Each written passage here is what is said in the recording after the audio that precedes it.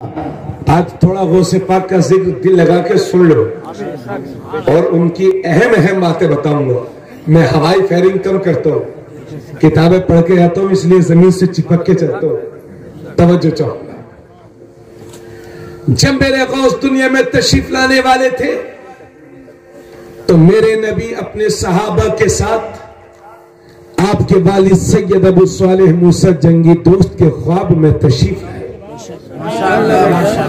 और फरमाया, अबू सालेह तुझे मुबारक हो, तेरे घर में जो लड़का पैदा होने वाला है वो मादरजाद वली है,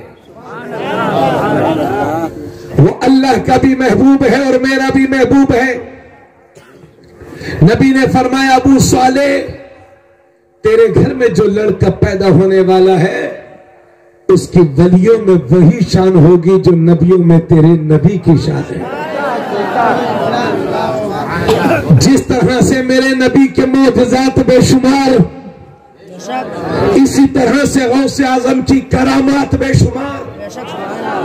न मेरे रसूल के मोजज़े की इंतहा, न गौसे आजम की करामत की इंतहा। सुभान अल्लाह। हत्ता कि मैंने तो किताबों में यहां तक पढ़ा है, सूफियों ने लिखा है कि जिस तरह से रसूलुल्लाह के जिस्म पर कभी मक्खी नहीं बैठती थी मेरे रब के करम से, रसूल पाक की अता से, इसी तरह से गौसे आजम के जिस्म पर कभी मक्खी नहीं बैठती थी।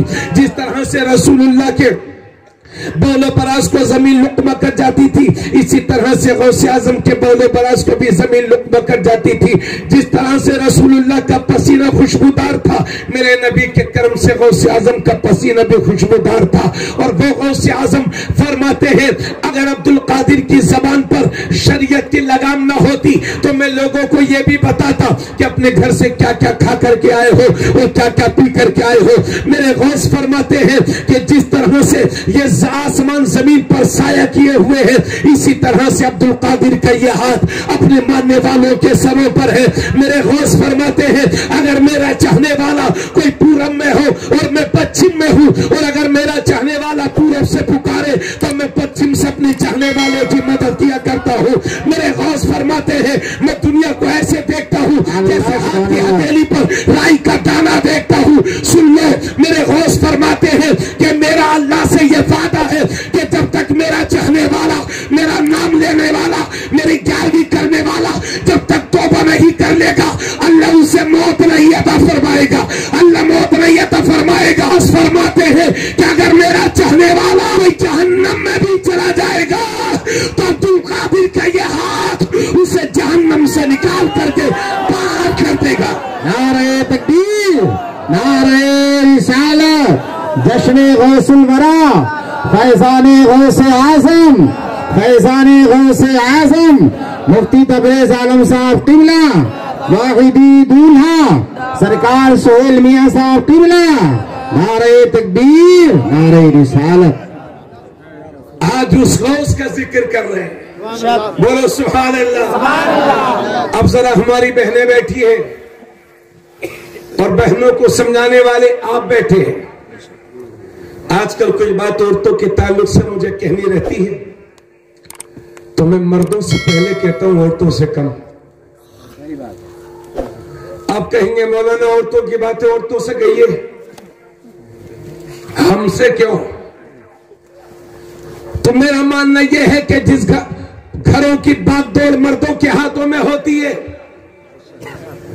जिस घर के मर्द बिगड़े हुए होते हैं उसी घर की औरतें भी बिगड़ी हुई होती है, और जिस घर के मर्द अच्छे होते हैं उसी घर की औरतें भी अच्छी होती हैं। ये अपने 10-10 साल, 15-15 साल, 20-20 साल के बच्चों और बच्चियों के सामने चड्डी पहन करके घूमने की घरों में जो हमने और आपने आदत डाल ली है, यकीन जानिए आने वाली नस्लें माफ नहीं करेंगी। कहां रूठ गई तुम्हारी शर्म और हया मुसलमानों? ये चड्डी चड्डा तो हम पहले गैर मुस्लिमों में देखा करते थे, मुसलमानों में तो इसका कोई तसव्वुर ही नहीं था। इंशाअल्लाह मैं इस पर बात करूंगा और हमारी मां बहन अपनी जिम्मेदारी को महसूस तो करें और सीखे गौसे आजम की मां से जब गौसे आजम पढ़ने के लायक हो गए तो आपकी मां आपके मदरसे को लेकर के गई, आपका हाथ पकड़ के मदरसा लेके गई, क्योंकि गौसे आजम के वालिद विसाल फरमा चुके थे, उनके नाना जान भी विसाल फरमा चुके थे। अब एक खातून निकाब लगा करके, हिजाब और पर्दा लगा करके एक छोटे से बच्चे को मदरसा लेकर के जाती है। सिर्फ इस बात को सुनते मत रहना, आदत डालना और अपने बेटे को या अपनी बेटियों को, बहनों को, अपनी बीवियों को ये समझाओ कि अगर मुझे वक्त ना मिल सके, ये मैं सऊदी या दुबई या बाहर चला जाऊं, तो ये मेरी बीवी तो अच्छी बीवी उस वक्त कहलाएगी। हज़रत तशरीफ ले चलो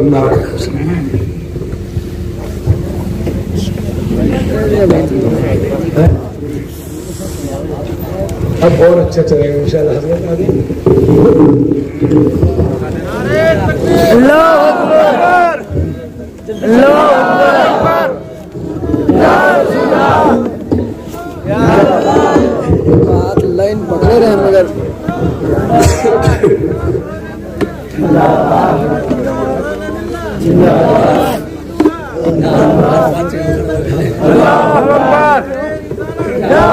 नारे तकबीर, नारे तकबीर, नारे रिसालत, या रसूलल्लाह, नारे रिसालत, या रसूलल्लाह के आला हज़रत जिंदाबाद, फैज़ाने गौसे आज़म जिंदाबाद, आले नबी औलाद अली शहज़ादे गौसे आज़म जिंदाबाद, वाहिदी दूल्हा जिंदाबाद, वाहिदी दूल्हा जिंदाबाद, वाहिदी दूल्हा जिंदाबाद, सोहेल मियां साहब क़िबला जिंदाबाद, कार सोहेल मिल्लत जिंदाबाद, ताजदारे मसरदे बिलग्राम शरीफ जिंदाबाद, ताजदारे मसरदे बिलग्राम शरीफ जिंदाबाद, वाहिदी दूल्हा जिंदाबाद, वाहिदी दूल्हा जिंदाबाद, शहज़ादे ताहिर मिल्लत जिंदाबाद, नारे तकबीर, अल्लाहू अकबर, रिसालत, या रसूलल्लाह।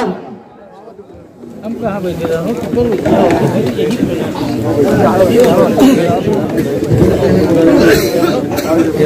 बस सब लोग आकर के बैठ जाएं, तशरीफ रखें, सब लोग तशरीफ रखें। अरे भाई अब्दुल गफ्फार भाई, हजरत के कदमों में आ जाइए, इधर आ जाइए, आप तो बादशाह हैं माशाल्लाह। आ जाओ, बैठ जाओ आप भी। हाँ हाँ बिल्कुल, माशाल्लाह, आप सबको मुबारक हो।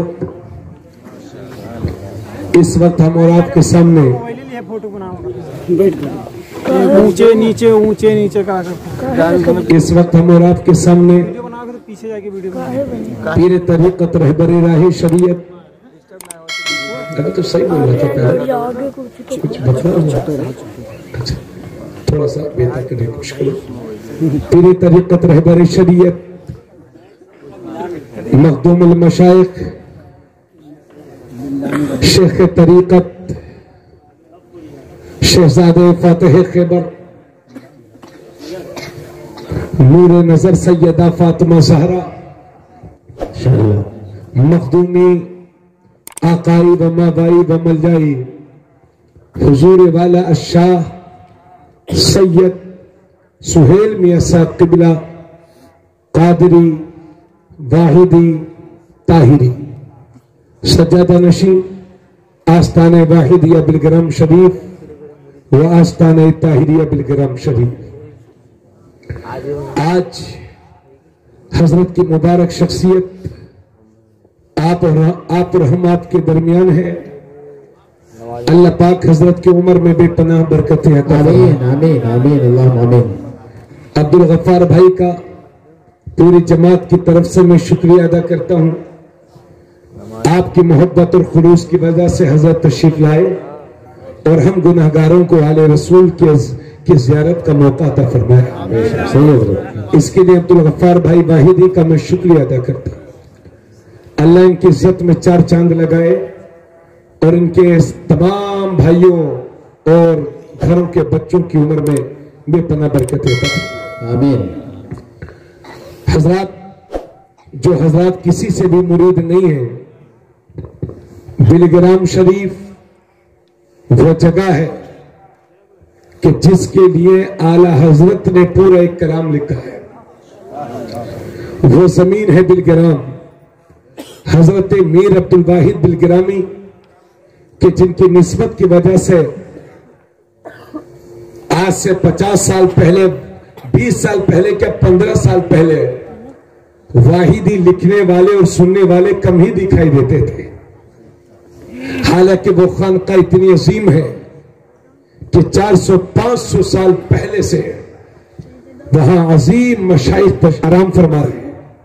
हजरत मीर अब्दुल वाहिद बिलगिरामी, जिनकी किताब सबा सनाबिल शरीफ, जिस किताब को मेरे नबी ने पसंद फरमाया है, सुभान अल्लाह, और वो किताब मेरे नबी की बारगाह में कबूल है।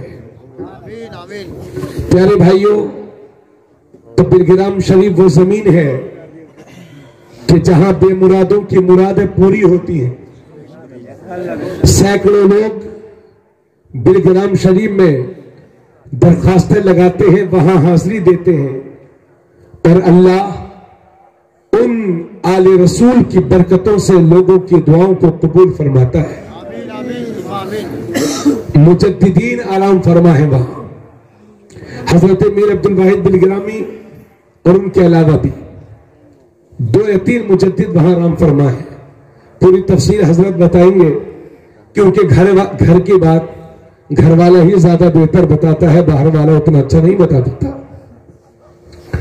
तो आपके लिए खुशनसीबी की बात है कि आज सही हो नसब सैयद, मुस्तनद शख्सियत, जिनकी मौजूदगी हमारे लिए बाइस से फरहत होती है, जिनके वजूद को हम अपने लिए बख्शिश का सामान समझते हैं, आज वसीम शख्सियत आपके नहरपुरवा नेपालगंज में तशरीफ फरमा है। जो हजरत हबीब भाई हमारे किसी से मुरीद नहीं है, तो वो मजीद इंतजार न करें, चूंकि मौत और जिंदगी का कोई भरोसा नहीं। आज अब तक किसी से नहीं मुरीद हुए, तो हुजूर आले रसूल सरकार सुहेली मिल्लत के हाथों में हाथ देकर अपने आप को गौसे आजम के गुलामों में शामिल कर लीजिए। या जो किसी और मुर्शिद से मुरीद है, अगर वो चाहे, जबरदस्ती नहीं, अगर वो चाहे तो फिर हजरत से तालिब भी हो सकते हैं। इंशाअल्लाह बिलगिरामी कादरी फैजान आपको मिलता रहेगा। और बिलगिराम शरीफ वो जमीन है कि जहां से फैजान कादरियत भी मिलता है और फैजान चिश्तियत भी मिलता है। माशाअल्लाह आज हजरत तशरीफ लाए, और इंशाअल्लाह बहुत लंबी तकरीर अब खींचूंगा नहीं मैं, चूंकि हजरत की तबीयत मुसलसल सफर की वजह से खराब तो नहीं, लेकिन भारी है, और आप चाहेंगे तो दुआ फरमाएंगे। आप हमारे आका हैं, मखदूम हैं, आपकी इजाजत से हम बोलेंगे इंशाल्लाह, थोड़ी देर बोलेंगे, उसके बाद इंशाल्लाह माइक हजरत के हवाले होगा। हजरत जैसा चाहेंगे हुक्म फरमाएंगे इंशाल्लाह। तो मैं इजाजत दे दें आप हजरत 10 मिनट के, 10-15-20 मिनट के लिए हुजूर